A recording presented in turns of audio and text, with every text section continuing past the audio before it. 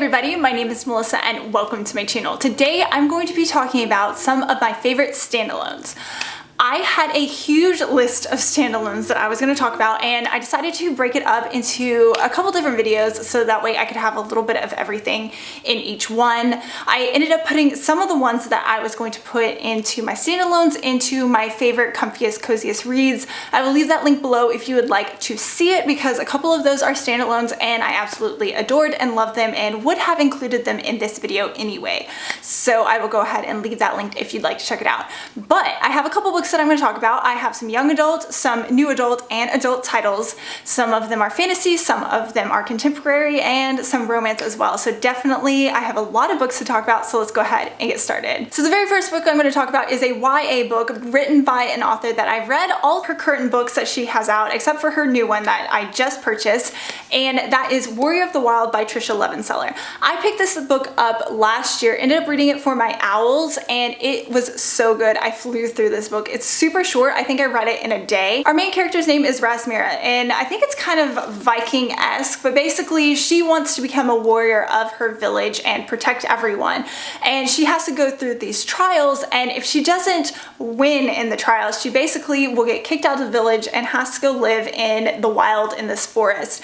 And that's not something you want to do, because everybody that goes in there ends up dying. So she's out there and has to figure out how to live and survive when she's never had to do that before, obviously. For her, when she gets ostracized, she is given a task, and this task is basically so she can win back her honor and be able to go back and live in her village. She's given the task to kill this god that is basically demands this sacrifice from her village every year. So she goes out into the wild and has to survive. She has to kill this god and figure out how she's going to do it all on her own. So this has some unlikely friendships. It has a little bit of romance. So this book is super quick and fast paced. I read it in a day, like I said, and pretty much each and every book that this author writes, her writing just gets better and better, and I really did enjoy this one a lot. So the second book I want to talk about is the last YA book that I have on this list, and that is Sorcery of Thorns by Margaret Rogerson. This is a book that I picked up and I loved and adored last year of 2019, and definitely one that I enjoyed more than her debut novel. It's a little bit longer and definitely had a lot more world building in it. It was perfect for being a standalone, and I didn't feel like it was missing anything or any of that. So this is about a girl named Elizabeth, and she wants to become a warden, and a warden is someone who's basically like this warrior librarian where she protects the world from these books that kind of like can come alive, and if something happens they can become these monsters. And basically something happens one night and she gets blamed for one of these books coming alive, becoming a monster, and getting out. So she has no one else to turn to but this sorcerer named Nathaniel, and basically she doesn't like sorcerers. There are evil sorcerers in this world that have created these evil books, and she's very prejudiced against them, but I really liked the character arc of Elizabeth throughout this book, and I really did enjoy it. I really want a second book, to be quite honest, because I loved this world and I loved, you know, the secondary characters in it, and just so good. This was quite fast paced and just kept me on the edge of my seat the entire time. And yeah, honestly, love this much more than the Enchantment of Ravens or the first book that she had written. So yeah, definitely highly suggest it. If you did like the first one, this one I think is even better. So my new adult romance book that I have on this list is Ryan's Bed by Tajan. This is definitely one that is my favorite out of all the books that I've read by this author.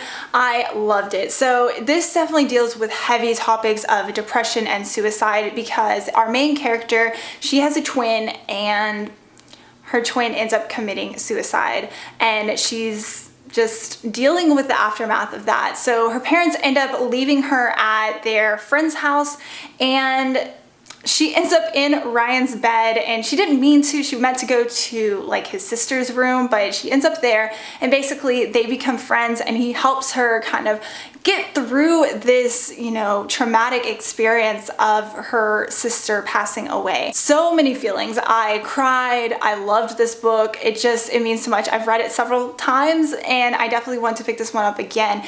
If you can handle those heavier topics and you like a good love story as well, this is definitely one that I absolutely adored. So the next book I'm going to talk about is one that I don't think I've mentioned other than in my wrap up when I ended up reading it last year, and that is Eleanor Elephant is Completely Fine by Gail Honeyman. This is an adult fiction novel. It deals with a main character named Eleanor, and she has kind of social anxiety and different things going on mentally, and I really enjoyed this representation. It is a book that is quite hard-hitting as well. She's trying to learn how to be friends with people, and this one guy that she ends up coming across kind of like helps her do that, and his name is Raymond, and it is just so sweet how he kind of like gets her to open up through their talking and communication and everything. Oh my gosh, I freaking tabbed this book so many times, so many things that really, you know, stuck out to me while I was reading it.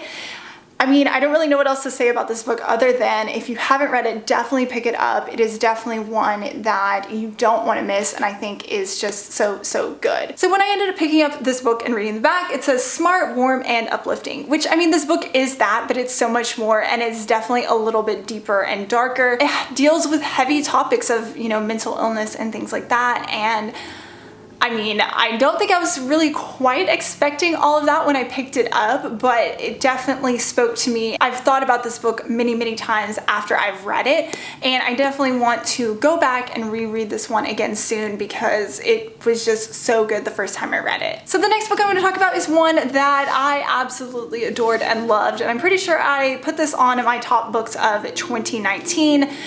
If I didn't, I don't know what I was doing, but I'm pretty sure I did. And that is Daisy Jones and the Six by Taylor Jenkins Reid. This is a book that's written in a different type of style. It's like a documentary type style. So it is a little bit difficult maybe to get into. I personally didn't have a problem. It read exactly like I would be watching a Netflix documentary, and I absolutely adored it. And this is about a fictional group called Daisy Jones and the Six. Daisy Jones is a singer, and she gets together with this band called the Six. They collaborate and create this album that is like top of the charts, and they are going on tour, and basically something happens and they just like dissolve the band and they never make any more music again.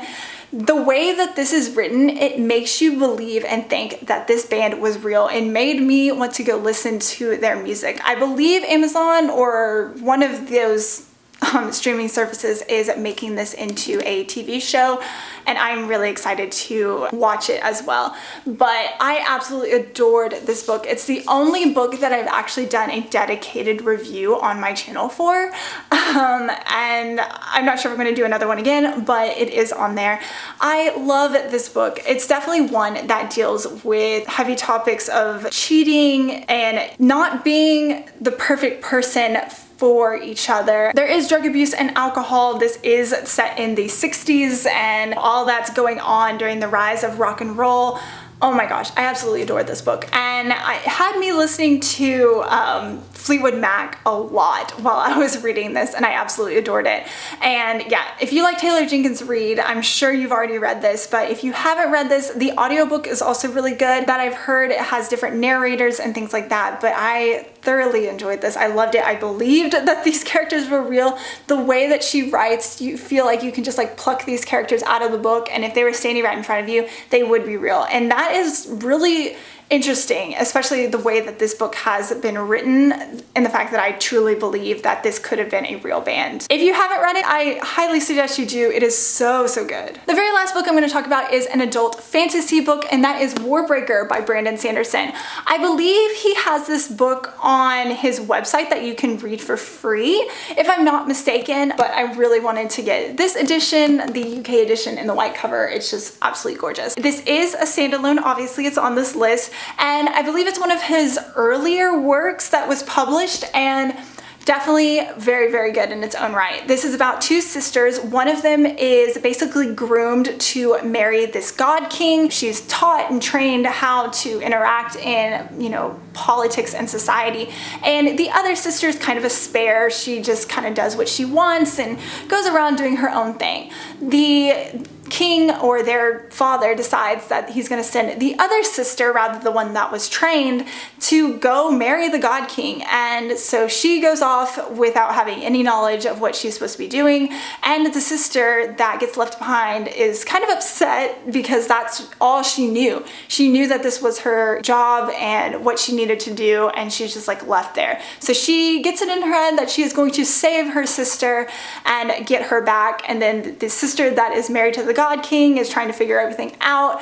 This is definitely more political driven fantasy rather than action and adventure, which there is some as well, but there are some great characters in this. The character arcs of both of the sisters and how they begin in this book and to the very end is great to see, and definitely highly suggest you pick this standalone up. It's one that I suggest to people who are interested in picking up an adult Brandon Sanderson novel, because it is a standalone and you're able to pick it up and then that's it and it's done. So I really do love this book a lot. I tabbed a bunch of different things that I saw. There is a great character in here as well, like a talking sword.